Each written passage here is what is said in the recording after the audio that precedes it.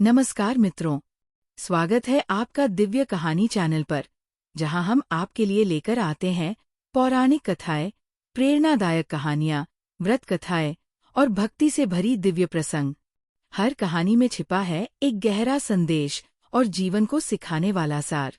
अगर आपको हमारी कहानियां पसंद आती हैं, तो कृपया वीडियो को लाइक करें, चैनल को सब्सक्राइब करें और बेल आइकन दबाएं, ताकि आपको मिलती रहें नई और अद्भुत दिव्य कहानियां हर दिन सबसे पहले। चलिए शुरू करते हैं आज की कथा। किसी गांव में एक साहूकार था और उसका एक बेटा व बहू भी थे। बहू कार्तिक माह में रोज सवेरे उठकर गंगा स्नान के लिए जाती थी। सुबह जल्दी जाते समय वह किसी भी पराये पुरुष का मुंह नहीं देखती थी। एक राजा का बेटा भी सुबह सवेरे गंगा स्नान के लिए जाता था। वह हैरान होता कि मैं इतनी जल्दी उठता हूँ स्नान के लिए, लेकिन कोई है जो मुझसे भी जल्दी उठकर नहा लेता है। कार्तिक माह के 5 दिन बचे थे कि एक दिन साहूकार की बहू तो स्नान करके वापस जा रही थी और उस समय राजा का बेटा स्नान के लिए आ रहा था। आवाज सुनकर वो जल्दी जल्दी जाने लगी, लेकिन जल्दबाजी में उसकी माला मोजड़ी छूट गई।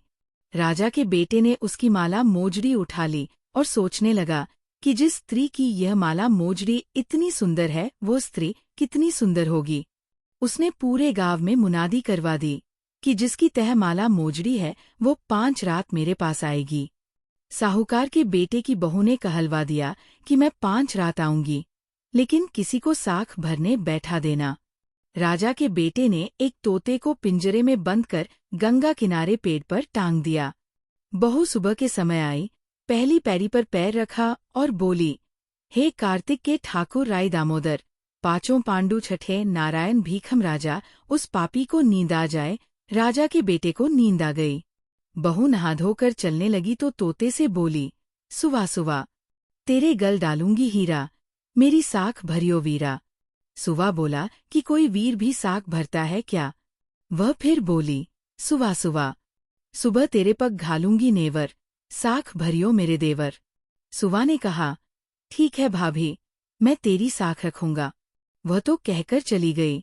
राजा का बेटा हड़बड़ाकर उठा और सुवा से पूछा, सुवा सुवा वह आई थी, कैसी थी? सुवा बोला, आभा किसी बिजली, होली किसी झल, केला किसी कामिनी, गुलाब का सा रंग। अगले दिन राजा के बेटे ने सोचा कि आज मैं अपनी अंगुली में चीरा लगाऊंगा, इससे मुझे नींद नहीं आएगी। अगले दिन राजकुमार अंगुली चीरकर लेट गया। वह आई और भगवान से उसी तरह प्रार्थना करने लगी और राजकुमार को फिर नींद आ गई। वह स्नान करके फिर से वापस चली गई। सुबह राजकुमार ने तोते से फिर पूछा तो उसने वही सारी बातें दोहरा दी। अब राजकुमार बोला कि मैं आज रात में आंखों में मिर्ची डालकर बैठूंगा। रात में वह मिर्ची डालकर बैठ गया। बहू फिर आई और प्रार्थना की, जिससे उसे फिर से नींद आ गई। राजकुमार ने तोते से बहू के आने की बात पूछी। उसने फिर बता दी। राजकुमार अब फिर सोचने लगा कि आज मैं बिना बिस्तरे के ही बैठूंगा, और रात को बिना बिस्तरे के बैठ गया। जब वो स्नान करने आए तो उसने फिर से भगवान से प्रार्थना की और राजकुमार को नींद आ गई। जब वो नहाकर जाने लगी तो आंख बंद करके चली गई। राजकुमार जब उठा तो वह जा चुकी थी। राजकुमार फिर सोच में पड़ गया और सोचने लगा कि आज मैं अंगीठी जलाकर बैठूंगा, जिससे नींद नहीं आएगी। फिर वह रात को अंगीठी रखकर बैठ गया।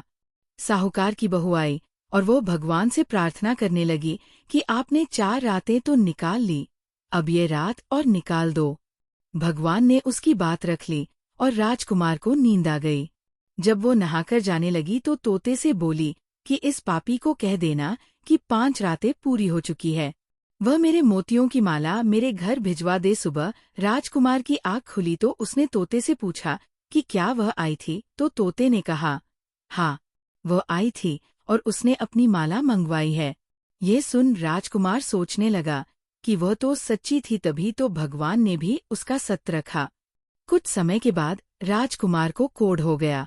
राजा ने ब्राह्मण को बुलाकर पूछा कि मेरे बेटे का शरीर क्यों जल रहा है।